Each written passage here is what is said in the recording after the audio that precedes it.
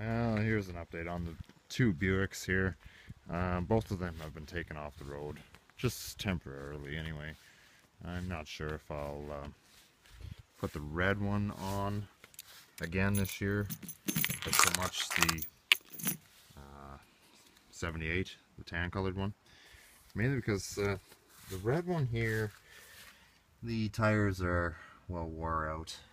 I need new ones, so I don't think I'll be driving this, and it needs to get work done here. This is starting to get pretty tough, so I want to get that all addressed.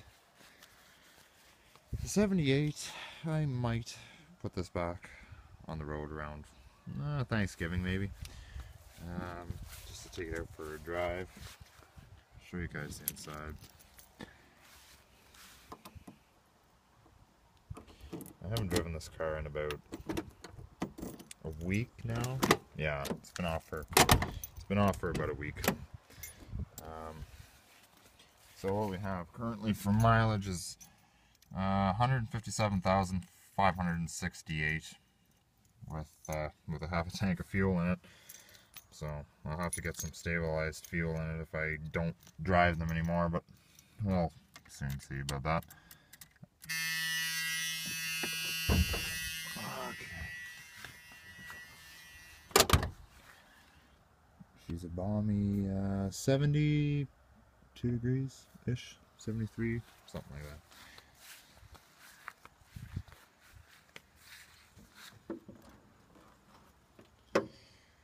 So, for anybody new to my channel, maybe checking this out, this here is a 403 Oldsmobile built V8 with a 4-barrel. A 4-barrel Rochester. Super clean. You know, I do my best to try and keep these engines clean. There is a bit of dust on it just from, you know, driving the vehicle. The fan would, of course, blow up a bit of dust. So, you know, it is what it is. I usually wax the air cleaner because the paint on it is so immaculate. It's your basic 4-barrel carburetor. I mean, there's nothing fancy about it. They were in pretty well every V8 GM vehicle ever produced. So a lot of small block Chev V8s did come with 2-barrel, but they were really not liked by a lot of people.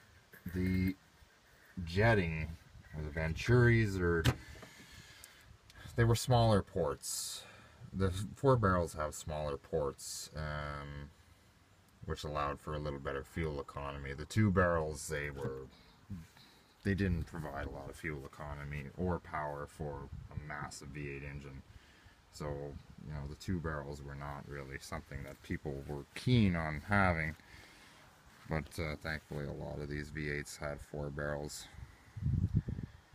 I have yet to own a V8 engine with a 2-barrel carb. Actually, the only vehicle I ever owned with a 2-barrel carburetor was in fact a 6-cylinder car. And well, it was a front-wheel drive car. It was an Oldsmobile.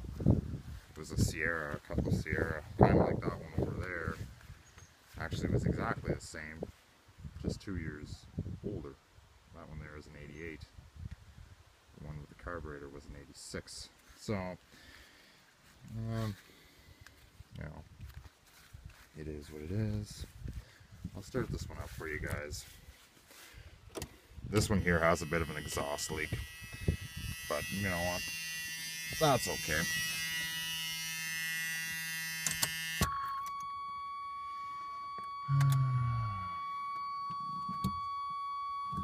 One pump should do her.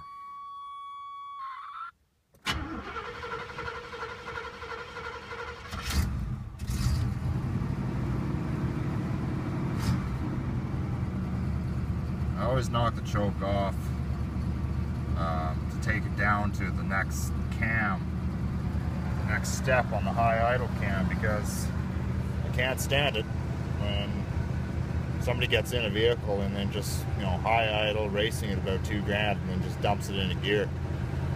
My wife is bad for that. I had to tell her no a few times. But some people just, they don't think of stuff like that.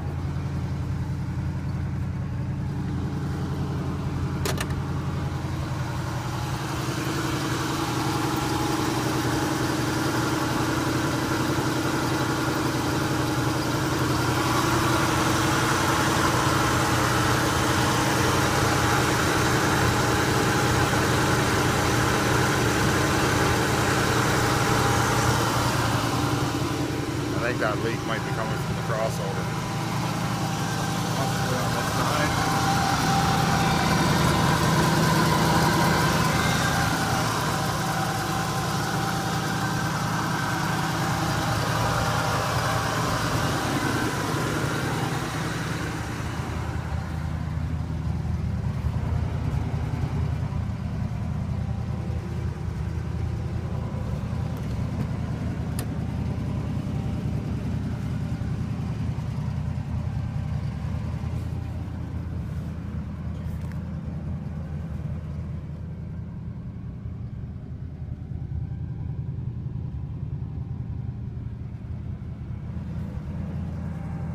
License plate bolts.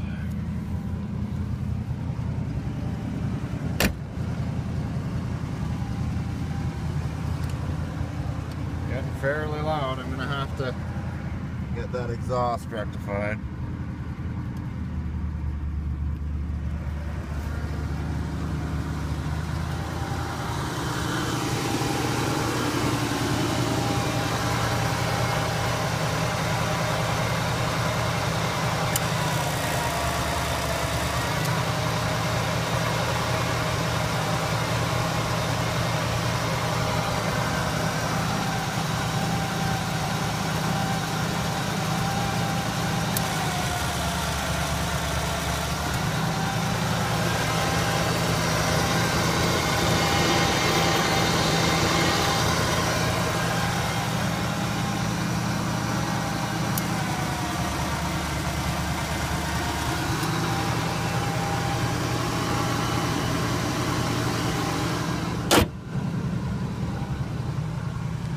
Sad part is I'm gonna have to replace that air conditioner compressor and rectify or retrofit this system for 134.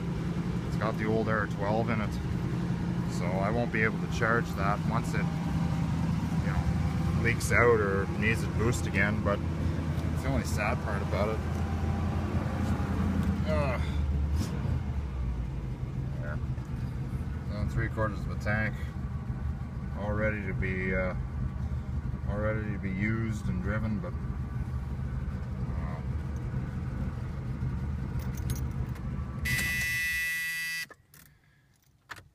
well, that's the end of that. So absolutely stunning automobile. I mean, I won't be driving it much anymore.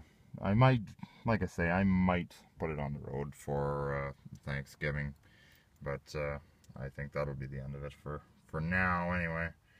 So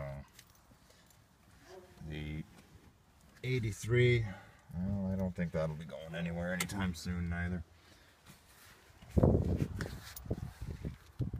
Power door locks and everything work. I have to start up the red one too.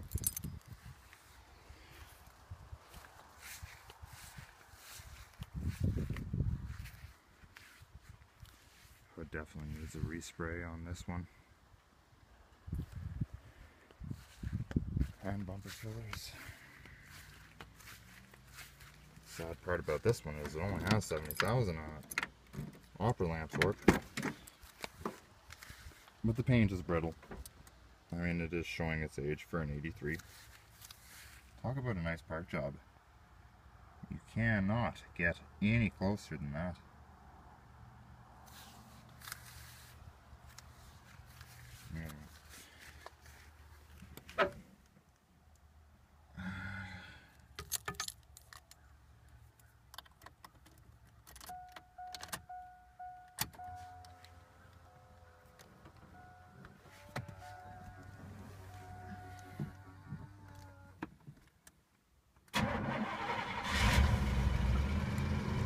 So this one starts right up as well, but it's got a bit of an exhaust leak as well.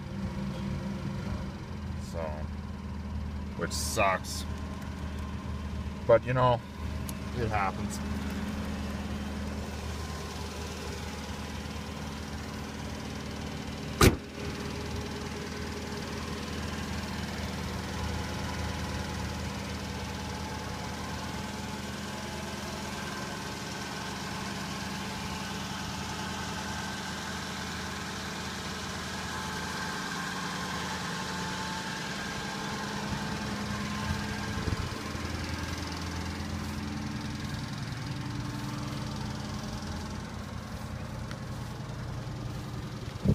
'83, and we got a light out on this one side. Yeah, there you go. That'll give me something else to do next weekend as well. I don't know.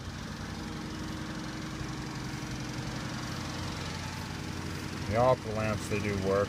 You can't see them when it's this bright outside, but they do work.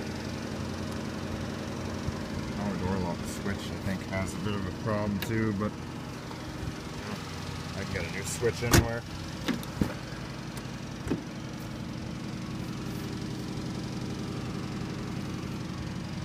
So it's fairly clean. I have been driving the vehicle up until last week, so I mean, there's dust in it and little bits of grass, you know, whatever else.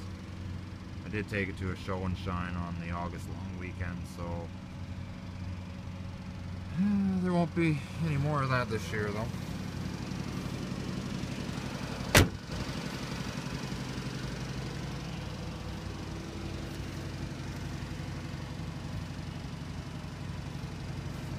Absolutely stunning. I say it is dirty.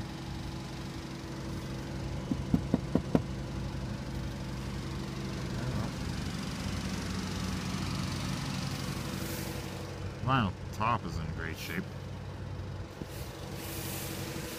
I usually try to do my best to take care of all this.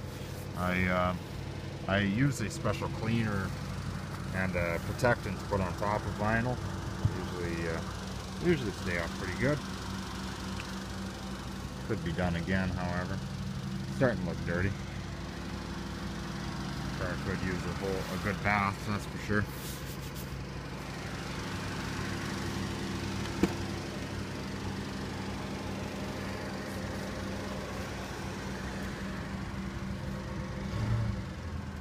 So the radar does work.